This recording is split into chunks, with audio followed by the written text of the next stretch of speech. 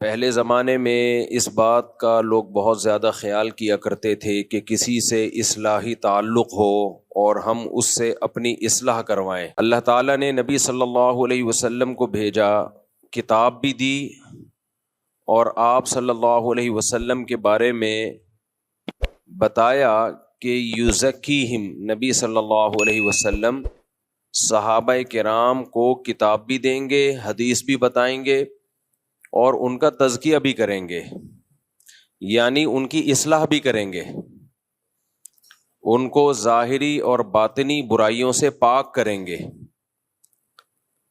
تو نبی صلی اللہ علیہ وسلم کی ذمہ داریوں میں ایک بہت بڑی ذمہ داری یہ تھی کہ اپنے ساتھ اٹھنے بیٹھنے والوں کو، اپنے اوپر ایمان لانے والوں کو صحیح انسان بنا دینا، کہ وہ اخلاقی برائیوں سے اور جسمانی برائیوں سے پاک اور صاف ہو جائیں۔ کچھ برائیاں اخلاقی ہوتی ہیں اور کچھ ہوتی ہیں جسمانی۔ جسمانی برائیاں وہ نظر آتی ہیں، ان کا برا ہونا آسانی سے سمجھ میں آتا ہے،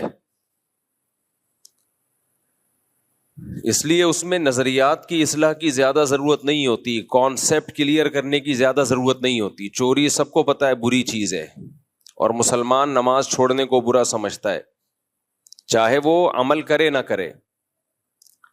لیکن جو اندر کی بیماریاں ہیں، جس کو اخلاق کہا جاتا ہے، تو اخلاق کی اصلاح کرنا بھی نبی صلی اللہ علیہ وسلم کے منصب میں داخل تھا۔ آپ صلی اللہ علیہ وسلم کو جو اللہ نے نبی بنایا، تو آپ کی ذمہ داریوں میں ایک ذمہ داری یہ تھی کہ صحابہ کرام کے اخلاق کو درست کرنا۔ اخلاق کہتے کس کو ہیں، اس کو بہت اچھی طرح سے سمجھنے کی ضرورت ہے، کاش یہ سمجھ میں آ جائے۔ اخلاق کا مطلب ہمارے ہاں عرف میں جو سمجھا جاتا ہے وہ یہ ہے کسی سے مسکرا کے بات کرنا اور اچھے لہجے میں بات کرنا۔ لیکن آپ کو پتہ ہے بہت سے 2 نمبر لوگ یہی کام کر رہے ہوتے ہیں، چاپلوسی، چمچہ گیری کرنے والے، چاپلوس، ان کے اخلاق بہت اچھے ہوتے ہیں۔ لالچی لوگ، حضرت جی کر کے زمین میں گڑنے والے، لیکن ان کا کوئی مفاد ہوتا ہے، شہرت کے بھوکے ہوتے ہیں یا دولت کے بھوکے ہوتے ہیں، ایسے میٹھے لہجے میں بات کریں گے۔ قرآن نے منافقوں کی علامت بتائی ہے، وَإِن يَقُولُوا تَسْمَعْ لِقَوْلِهِمْ، کہ جب یہ بات کریں گے تو اے نبی ان کے لہجے میں اتنی چاشنی، اتنی مٹھاس ہوتی ہے کہ آپ ان کی بات سنیں گے غور سے،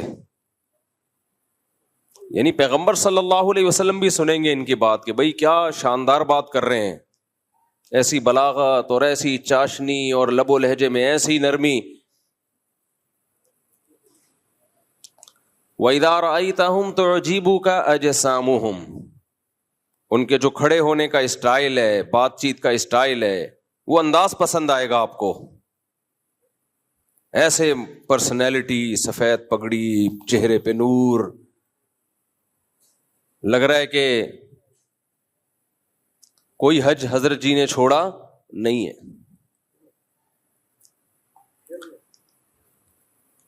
تو یہ بھی ایک اخلاق،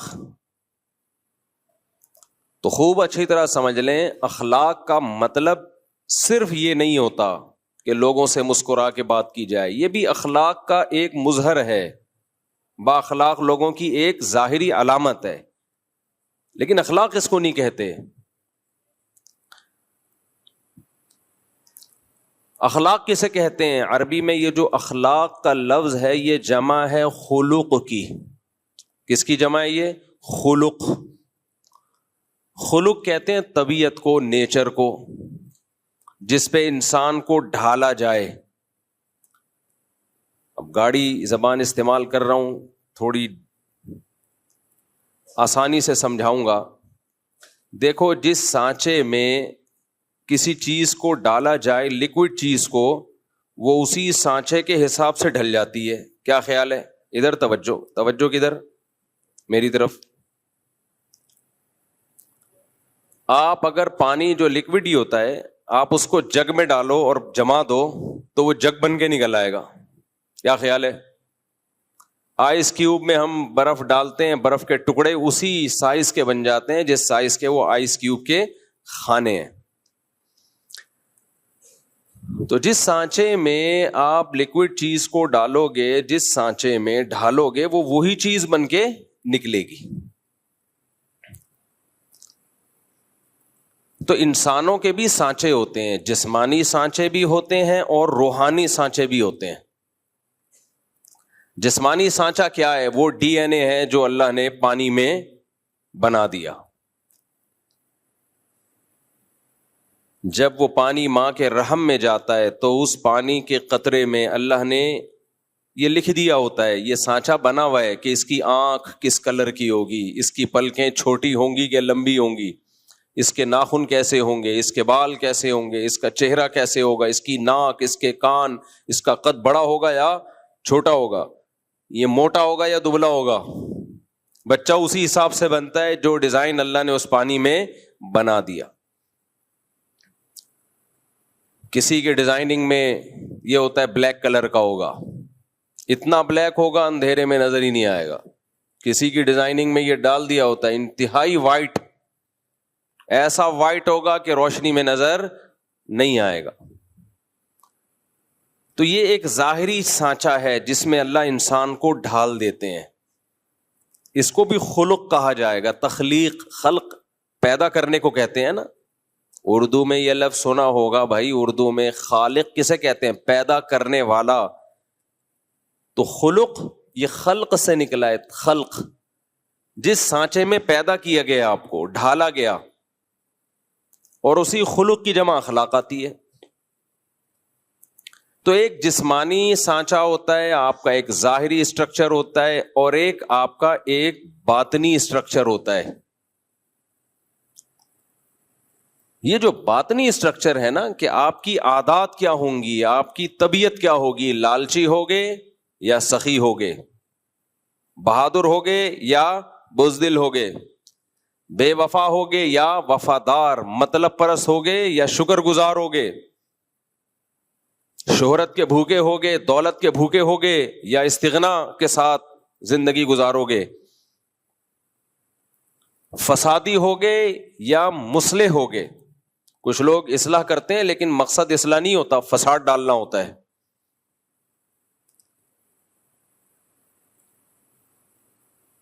تو یہ ساری چیزیں یہ انسان کے باطنی اخلاق ہیں. ناشکرا, شکر گزار. تو یہ جو باطنی اخلاق ہیں, ان پہ جس طبیعت پہ انسان ڈھلتا ہے نا, ہر انسان کی ایک الگ نیچر ہوتی ہے. اس ڈھلی ہوئی طبیعت کو کیا کہا جاتا ہے؟ اخلاق. سمجھ رہے ہو کہ نہیں سمجھ رہے؟ اس ڈھلی ہوئی طبیعت کو کیا کہا جاتا ہے؟ اخلاق. خلق کی جمع. قرآن کہتا ہے انکا لعلی خلق عظیم, اے نبی آپ کو بہترین خلق پر پیدا کیا گیا ہے, آپ اس بہترین اخلاق پر ہیں. تو ظاہر ہے نبی صلی اللہ علیہ وسلم جب بہترین اخلاق پر تھے تو آپ کی صحبت جنہوں نے اٹھائی اور آپ سے جنہوں نے سیکھا ان کے اخلاق بھی بہترین. پھر جنہوں نے صحابہ سے سیکھا, تربیت لی, تزکیہ کروایا, ان کے اخلاق بھی بہترین. یہ سلسلہ سینہ بسینہ آج تک چلا آ رہا ہے اور قیامت تک چلے گا. تو یہ صحبت کے بغیر, با اخلاق لوگوں کی صحبت کے بغیر اس چیز کا حاصل کرنا مشکل نہیں بلکہ بہت مشکل ہے. اب وہ اخلاق ہیں کیا جس سے ہم نے اپنے آپ کو آراستہ کرنا ہے, جس کو کہتے ہیں نا با اخلاق آدمی ہے. ہم تو با اخلاق کا مطلب وہی لیتے ہیں, ہر وقت بتی سیدھی کھاتا رہے, مسکراتا رہے, غصہ ہی نہ آئے کبھی کسی بات پہ, اس کو تھینک یو کہتا رہے, ہر ایک سے جھک کے ملتا رہے. ٹھیک ہے, یہ بھی اچھی بات ہے, لیکن شریعت میں اخلاق کا یہ تصور بولو نہیں. بعض دفعہ غصہ کرنا اخلاق کا تقاضا ہے, سخت لہجے سے بات کرنا آپ کے با اخلاق ہونے کی علامت ہے. جھک کے نہ ملنا آپ کے بااخلاق ہونے کی علامت. چاپلوسی کرنے والے جھک کے مل رہے ہوتے ہیں. تو اسلام میں اخلاق کا تصور یہ ہے کہ آپ کے دل میں لالچ نہ ہو. آپ شہرت کے بھوکے بولو نہ ہو. آپ میں دولت کی ہوس بولو نہ ہو. آپ میں تکبر نہ ہو کہ ہم چما دیگر نیس, میں ہی ہوں دنیا میں پیدا ہوا جس کو سب پتا ہے, باقی سارے کیا ہیں بے وقوف. اپنی رائے کو ہمیشہ سپیریئر سمجھنا کہ میں غلطی نہیں کرتا, میری رائے ہمیشہ کیا ہوتی ہے درست, باقی سب غلط.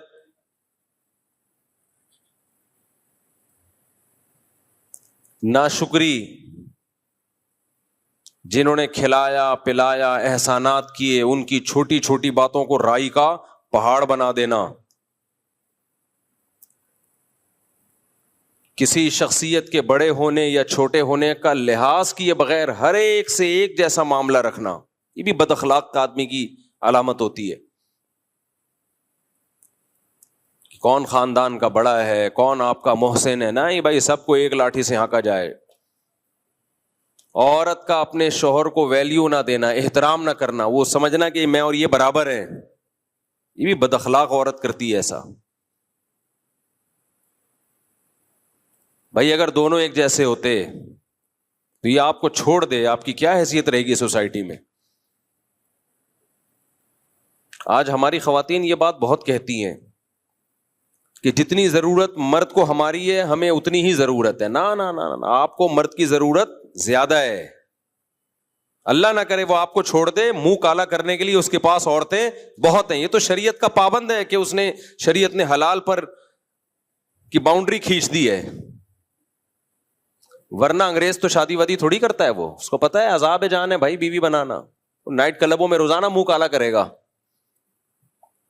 لیکن اسلام نے مرد کو پابند کیا کہ وفا کرو, اس کے علاوہ کسی اور عورت کی طرف مت جاؤ اور ساری زندگی اس کا نان نفقہ اٹھاؤ. کتنی بھاری بھرکم قیمت دیتا ہے ہماری سوسائٹی کا مرد عورت کے لیے, مگر میڈیا اس کو بد اخلاق بنا رہا ہے اور مرد کے مقابلے میں لا کے کھڑا کر رہا ہے. کھلے دلوا کے نا, کھلا لے لو اور تم انڈیپینڈنٹ زندگی گزارو, تمہیں کسی کی ضرورت نہیں ہے. اسلام نے کیا کہا, بھئی یہ تمہارا محسن ہے, اس کی کڑوی کسیلی برداشت کر لو. لو كنت آمر احدا ان يسجد لاحد لامرت النساء ان يسجدن لازواجهن. سجدے کا حکم ہوتا تو عورت کو حکم دیتا شوہر کے سامنے سجدہ کرے. یہ باتیں پہلے مائیں بچیوں کو سکھاتی تھیں. بھائی اونچ نیچ ہر گھر میں ہوتی ہے, برداشت کر لو. نا نا نا, آج کل اینٹ کا جواب پتھر سے.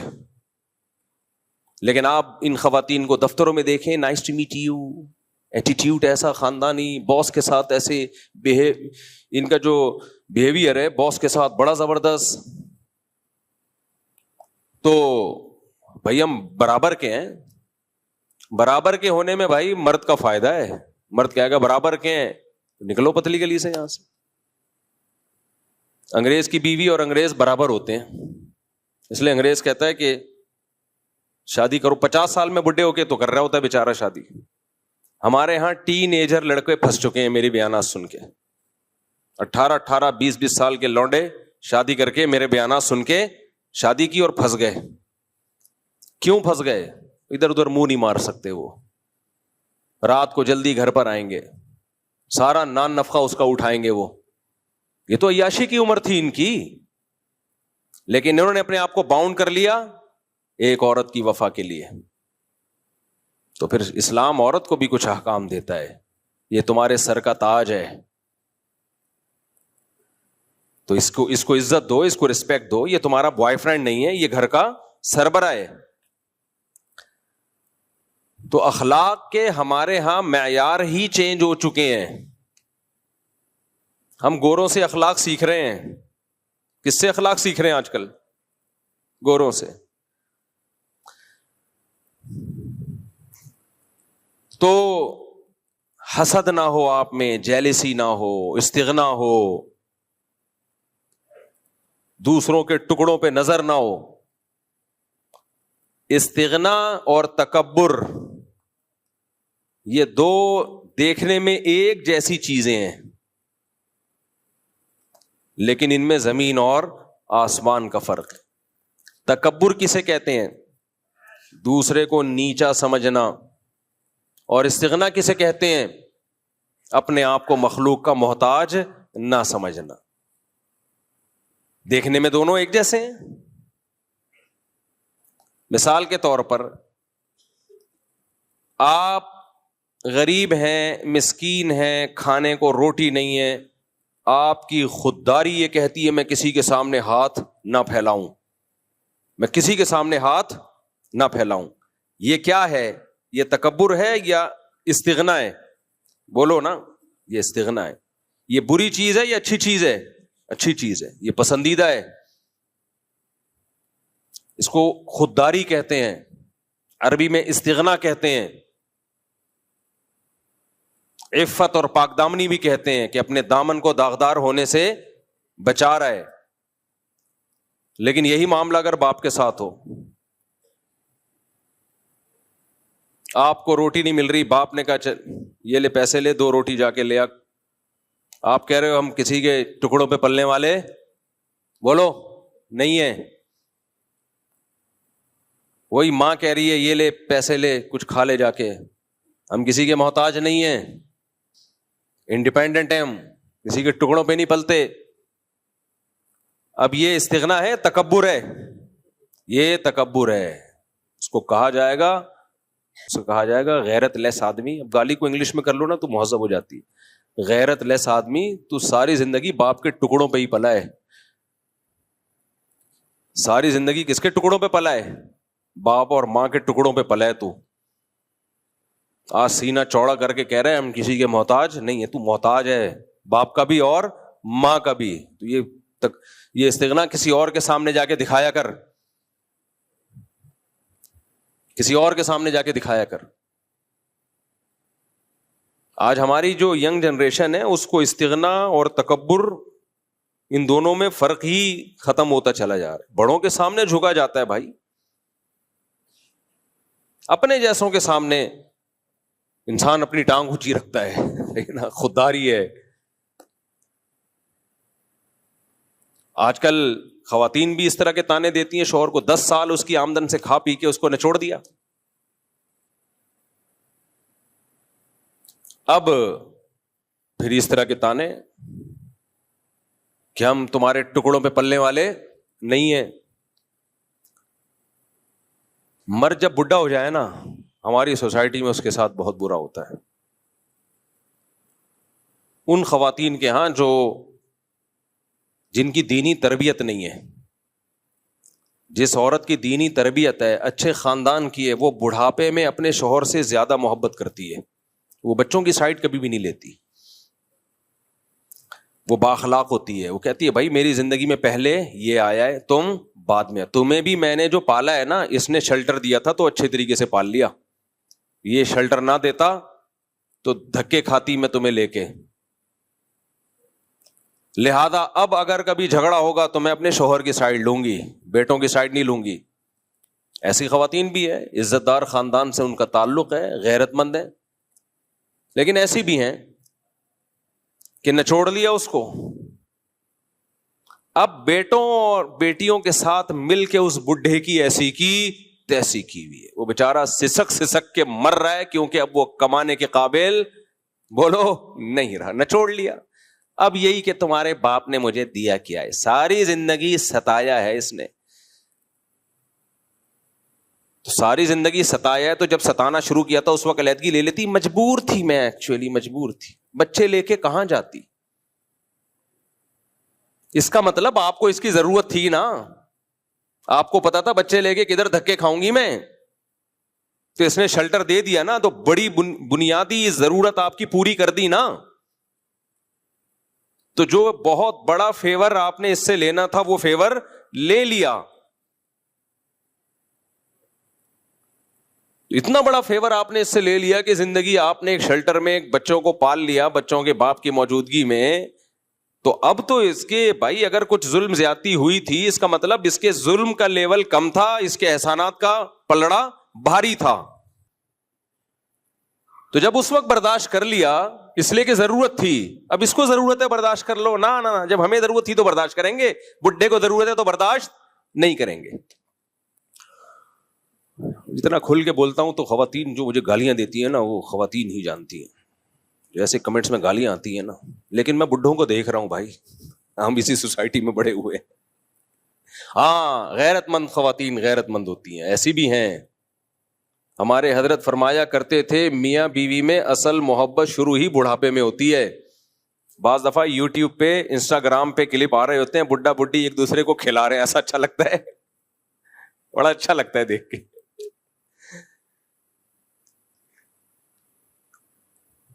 وہ ایک انسٹاگرام یا ٹک ٹاک پہ ایک ویڈیو آئی, ایک بوڑھا بیچارہ بیٹھا ہوا ہے, وہ جو بڑھیا ہے اس کی بیوی, وہ اس کو کچھ دلیا کھلا رہی ہے. میاں کے دانت ہی ختم ہو گئے نا تو اس کو دلیا بڑا اچھا لگ رہا تھا. تو اس کے نیچے کمنٹس میں یہ لکھا ہوا تھا کہ بیٹے جاب کے لیے باہر چلے گئے, بیٹے بہوؤں کو لے کے الگ ہو گئے, بیٹیاں شادی کر کے اپنے گھروں میں چلی گئیں, جہاں سے چلے تھے ہم وہیں آ کے کھڑے ہو گئے. جب شادی ہوئی تھی اکیلے تھے. بیٹے بہوؤں کو لے کے مارکیٹ سے شارٹ اور بیٹیاں رخصت ہو کے گھر میں, اب بڈھا بڈھی دوبارہ اکیلے. تو جہاں سے اس رشتے کا آغاز ہوا تھا اینڈنگ بھی وہیں, لیکن یہ ان کے ہوتا ہے جن کے 2 بچے ہوتے ہیں, یہ مالداروں کے ہوتا ہے. یہ نحوست اللہ نے کس کے لیے رکھی ہے؟ پیسے والوں کے لیے. جن کے دل چھوٹے ہوتے ہیں بنگلے 1000 گز کے ہوتے ہیں. ایک آدھ بچہ امریکہ چلا گیا, ایک جاپان چلا گیا, ایک بیٹی تھی وہ چلی گئی, بڈھا بڈھی ایک دوسرے کو کب تک دلیا کھلاؤ گے بھائی, کب تک کھلاؤ گے؟ بڑھاپا انہی کا مزے کا گزرتا ہے جن کے ہول سیل کے حساب سے اولادیں ہوتی ہیں. اور قرآن کے الفاظ دیکھو یار, الفاظ دیکھو قرآن کے. مشرکین مکہ میں ولید ابن عتبہ تھا, عتبہ ابن ولید تھا, نام میں بھول رہا ہوں اس کا, بڑا کافروں کا ایک سردار تھا, بہت ہی متکبر قسم کا. اللہ نے اس کو بیٹے بھی دیے, بہت مال بھی بہت دیا, تو وہ بڑا فخر کرتا تھا اور نبی صلی اللہ علیہ وسلم کی مخالفت کرتا تھا, کیونکہ اتنے بیٹے تھے, بڑا اسٹرانگ تھا نا. پہلے باپ بیٹوں سے کیا ہو جایا کرتے تھے؟ اسٹرانگ. باپ کو بتا ہوتا تو میرے بیٹے ہیں, کوئی مجھ پہ ہاتھ نہیں ڈال سکتا, اور میری ذمہ داری کس کی ہے؟ بیٹوں کی ہے. اب بھی ہوتا ہے, لیکن مارکیٹ سے یہ چیزیں آہستہ آہستہ کیا ہو رہی ہیں؟ شارٹ ہو رہی ہیں. تو بیٹا ہی مارکیٹ سے شارٹ ہو رہے ہیں. 1-2 بچوں کو بیٹا تھوڑی کہتے ہیں. ایک بیٹا ہو گیا, پھر 1-2 بچی ہو گئی بیٹی, تو اس کو اولاد کہا جاتا ہے. مذاق ہے یار, اس کو کیا کہتے ہیں؟ اولاد. دیکھو ایک بات بتاؤں, کوئی آدمی لنگڑوں میں پیدا ہوا ہو نا, لنگڑوں میں, تو وہ سمجھتا ہے سارے لنگڑے ہی ہوتے ہیں. وہ کیا سمجھے گا؟ ارے ایک آدمی ایسے ہاسپٹل میں ایک بچہ پیدا ہوا جہاں سارے لنگڑے تھے, وہ بچہ بھی کیا تھا؟ لنگڑا. تو اسی میں بڑا ہو گیا, تو اس کا خیال ہوگا کہ 2 ٹانگیں کسی کی بھی ہوتی نہیں ہے, نہ کوئی دوڑ سکتا ہے نہ کوئی چل سکتا ہے. وہ سمجھے گا یہ نیچرل ہے. فیملی پلاننگ والوں نے نا نسلیں روک روک کے آپ کے دماغ میں یہ ڈال دیا ہے کہ 2-3 بچے ہونا نیچرل ہے, زیادہ ہونا یہ نیچرل نہیں ہے, ایب نارملٹی ہے. تو کبھی جا کے دیکھا کرو جن کے گھر بچے زیادہ, ان کی خوشیاں دیکھا کرو جا کے, تمہیں پتہ چلے گا اصل میں یہ نیچرل ہے. ہم فطرت سے ہٹ گئے ہیں, ہم فطرت سے ہٹ گئے ہیں. خیر یہ تو ایک الگ ٹاپک ہے جس پہ میں بولتا رہتا ہوں, بہت ڈھیٹ آدمی ہوں میں, مرتے دم تک بولتا رہوں گا اس پہ. تو اب وہ جو سردار تھا اس کے بیٹے تھے, مال تھا, تو اللہ نے اس کو یہ بتایا کہ تم جو نعمتوں پہ اتنا فخر کرتے ہو, یہ نعمتیں تمہیں اللہ کے عذاب سے نہیں بچا سکتی. تو اس میں اللہ کے الفاظ ہی ہیں, یا ایھا المدثر قم فانذر وربک فکبر وثیابک فطہر والرجز فہجر ولا تمنن تستکثر ولا تمنن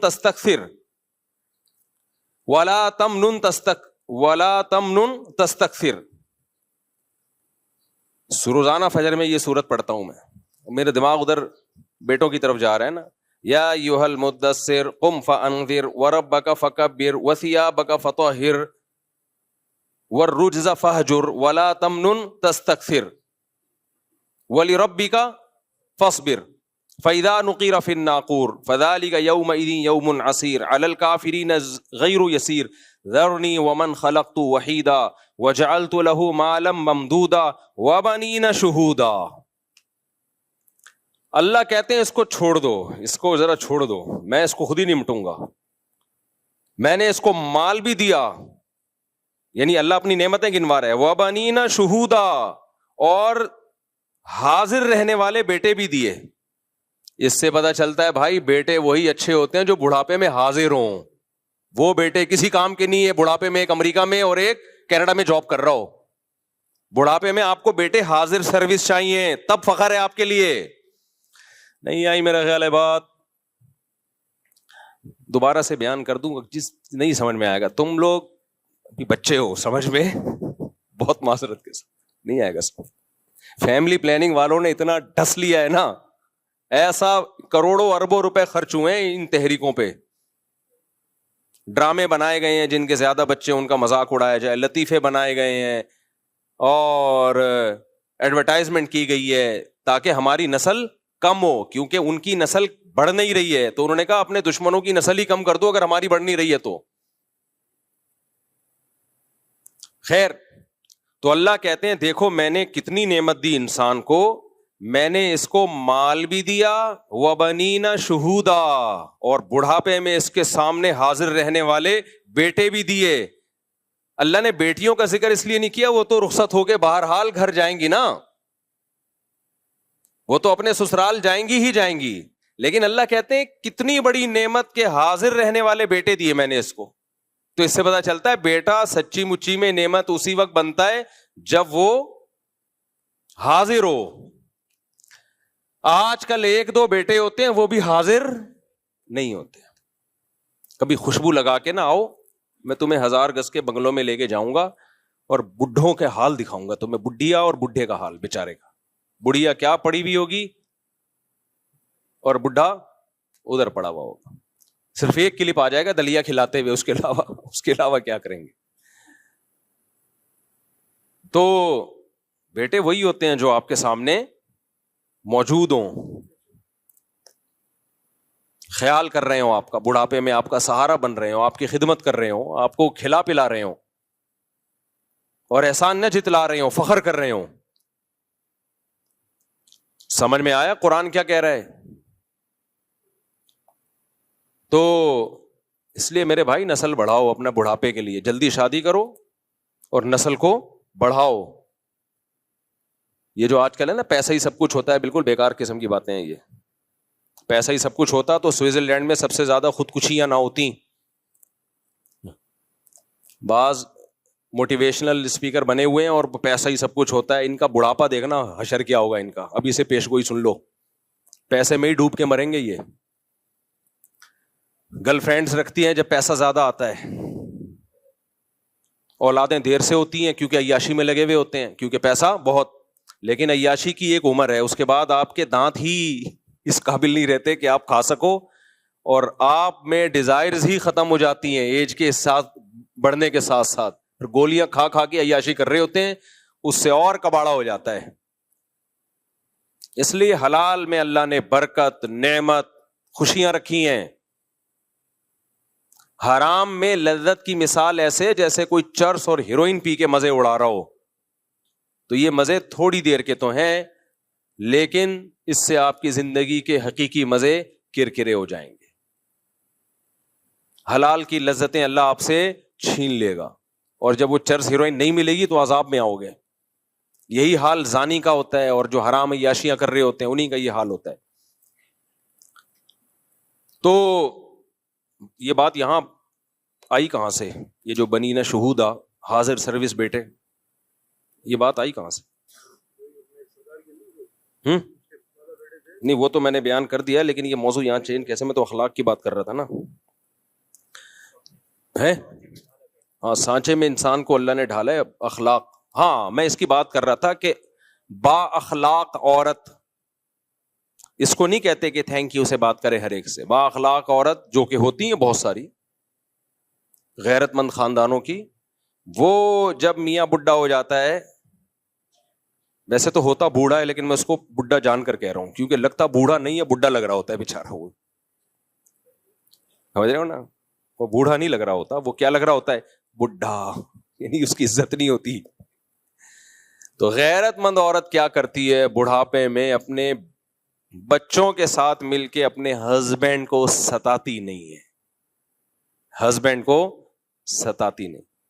ایک صاحب یو کے سے آئے میرے پاس, پرانا قصہ ہو گیا, کسی کو پتہ نہیں چلے گا, نہ ان کو پتہ چلے گا, ان کی بات ہو رہی ہے. کہتے ہیں لندن کے مزے مفتی صاحب صرف ظاہری ہیں. کہتے ہیں ہم اپنے بچوں کو لندن لے گئے تھے کہ ہم ان کو وہاں اچھا پڑھائیں گے, وہاں گٹر نظر ہی نہیں آتے, ڈھکن کی بات تو ہمیں تو گٹر نظر آتے ہیں تو پھر ہم دیکھتے ہیں ڈھکن ہے یا نہیں ہے, وہاں تو انڈر لائن گٹر ہیں, پتہ ہی نہیں چلتا گٹر ہے کہاں, اس لیے اس میں گر کے مرنے کا سوال ہی پیدا نہیں ہوتا. تو سڑکیں اور زبردست انوائرمنٹ, یہ خود اپنی کارگزاری مجھے سنا رہے ہیں, وہ کہہ رہے ہیں میں یہاں اپنے بچوں کو اچھا پال سکتا تھا. میں نے کہا اچھا نہیں, بہت اچھا, بچوں کو پالنے کے لیے کہاں لے کے جاؤ, لندن. بیوی کو بھی بچوں کو بھی. کتنا خرچہ کیا کہ اس ماحول میں اپنی وائف کو اور بچوں کو پالوں گا تاکہ لگے کوئی پڑھے لکھے لوگ ہیں. بیچارے ادھر ہی آئے تھے جب میں نے مرغیاں نہیں رکھی ہوئی تھی یہاں پہ. ہماری جو ہسٹری ہے نا وہ مرغیوں سے اٹیچ ہے. یہ اس دور کی بات ہے جب یہاں مرغیاں ہوا کرتی تھیں. یہ ایک درد دل ہے. لوگ اپنے بتاتے ہیں نا عید سے پہلے کی بات ہے یا شادی سے پہلے کی بات ہے یا فلاں واقعہ, تو میری نظر میں ایک عظیم واقعہ تھا جب یہ یہاں مرغیاں, تو اب میں لوگوں کو ہسٹری ایسی بتا رہا ہوتا ہوں, یہ مرغیوں سے پہلے کا واقعہ ہے, یہ مرغیوں کے بعد کا واقعہ ہے.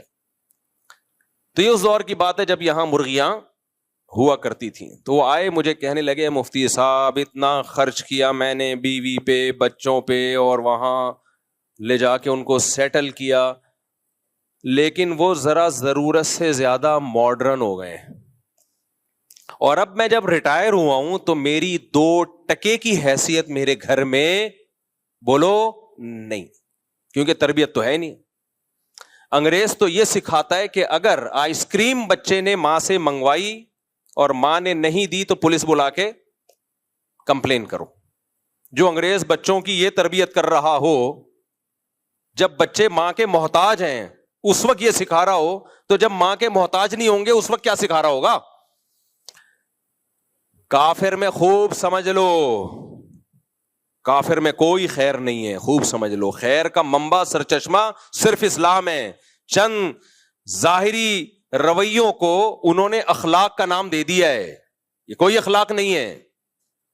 یہ مینرز تو ہر ایک میں پیدا کیے جا سکتے ہیں ایزیلی, تھوڑی سی ٹریننگ دو, تھینک یو آ جائے گا زبان پہ. قربانی دینا دوسروں کے لیے, مال اور جان قربان کرنا اپنی ماں کے لیے, اپنے باپ کے لیے, اپنے رشتوں کے لیے, یہ اس سوسائٹی کو اس کی ہوا بھی نہیں لگی ہے.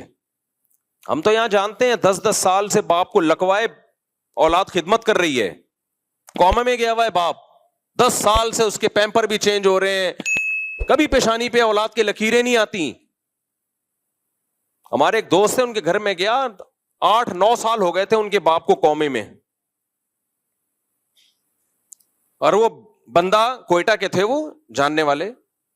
روزانہ والد کے پیمپر چینج ہو رہے ہیں, روزانہ ان کو نہلایا جا رہا ہے, ان کے خیال کیا جا رہا ہے, بیگم بھی بیٹے بھی, نہ بیگم کی پیشانی پہ لکیریں نہ اولاد کی پیشانی پہ لکیریں.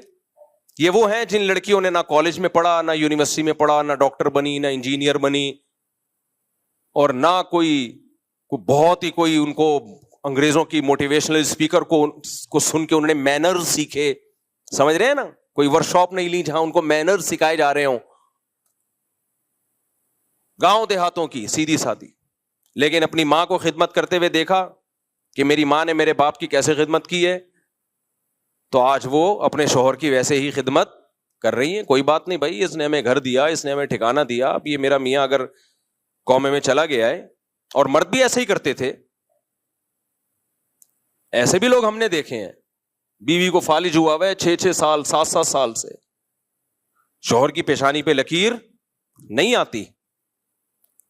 انگریزوں میں یہ سب چیزیں کیا ہیں؟ ختم. بیوی کو فالج ہوگا جمع کرا دے گا وہ, چل بھائی جا بھائی اس کو لے کے جا یار, میرے کسی کام کی نہیں ہے. ویسے آپ سے ملے گا, nice to meet you, how are you, fine, thank you. ہم لوگ ملتے ہیں گالیوں سے شروع کرتے ہیں, گالیوں پہ ختم کرتے ہیں. تو اس کو وہ اخلاق کہتے ہیں. ایسا ظرف پیدا کرو میرے بھائی. تو 8 سال سے میں نے دیکھا وہ اپنے باپ کی خدمت کر رہا ہے. وہ کوئٹہ کا پٹھان دوست ہمارا, اب بھی ہے وہ, اب تو اس کے والد کا انتقال ہو گیا, اللہ مغفرت کرے. تو میں نے کہا یار اتنی ٹف آپ کی روٹین ہے, لیکن چہرے پہ مسکراہٹ. کہہ رہے سعادت سمجھ کے کرتا ہوں, جنت کا ذریعہ سمجھ کے کرتا ہوں. تو وہ جو صاحب تھے نا یو کے, وہ مجھے کہنے لگے کہ مفتی صاحب بہت خرچ کیا اپنے بیوی بچوں پہ, زندگی لٹا دی, اپنے لیے کچھ نہیں بچایا. کہتے ہیں اب میرا ٹائم ایسے پاس ہوتا ہے گھر میں تو کوئی لفٹ بولو نہیں کرا, تھوڑا سا اونچی آواز میں بات کر لو تو آگے سے اسی اسپیڈ کے ساتھ رپلائی. ہمارے ایک دوست ہیں, وہ سمجھ نہ جائیں کہ ان کی بات ہو رہی ہے. ان کے ابا کہیں یو کے چلے گئے, تو ابا تو دیسی اسٹائل کے تھے, انہوں نے وہیں جا کے بھی ڈانٹ ٹپٹ شروع کر دی, یہ بچہ کیا کر رہا ہے, یہ کیا کر رہا ہے, یہ میرا پوتا کیا کر رہا ہے, میرا نواسا کیا کر رہا ہے. انہوں نے تو بھگایا ابا کو. یہاں آ کے ان سے بولا یار تم نے ابا کو پالا ہوا کیسے ہے, یہ تو ڈانٹ ٹپٹ کرتے ہیں. میں نے کہا دیکھ لو میرے بھائی, تم دیسی ہو, تم نے خوشی خوشی ابا کو رکھا ہوا ہے, اور یہ ڈانٹ ٹپٹ صبح شام برداشت کرتے ہو, بلکہ باپ کے مرنے پہ رو گے. اور یہی تمہارے جو رشتے دار وہاں جا کے رہے ہیں وہ باپ کو چند دن برداشت نہیں کر پائے. یہ فرق ہے لندن میں اور پاکستان میں. ہم ڈھکن لیس, گٹر ڈھکن لیس لوگ ہیں, لیکن اخلاق لیس بولو نہیں ہے. یہ جو ہمارے گٹروں کے ڈھکن نہیں ہے, یہ تو ہمارے حکمرانوں کی وجہ سے نہیں ہے بھائی. یہ تو ہمارے حکم, انڈیا ڈرا کیوں ہے ہم سے؟ اس نے جب کراچی کا حشر دیکھا, انہوں نے بولا ایسا حشر انہوں نے ہمارا کر دیا, ہمارا تو کسی کو منہ دکھانے کے قابل نہیں رہیں گے ہم لوگ.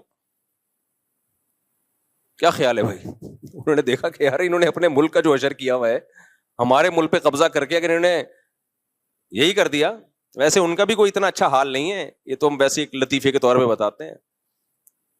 وہاں بھی کوئی ایسا نہیں ہے کہ ڈیولپمنٹ کے کام ہو رہے ہیں اور اس کو انہوں نے سوئٹزرلینڈ بنا دیا ہو. خون ہمارا ایک ہی ہے. تو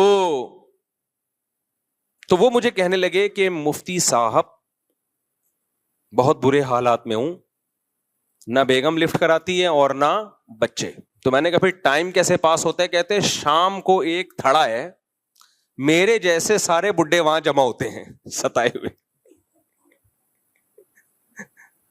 میرے جیسے سارے بڈھے وہاں بولو جمع ہوتے ہیں, جو کہہ رہے سبتا کا تقریباً یہی حال ہے, اللہ یہ کہ کسی کو اللہ نے دین پہ چلنے کی توفیق عطا فرمائی ہو.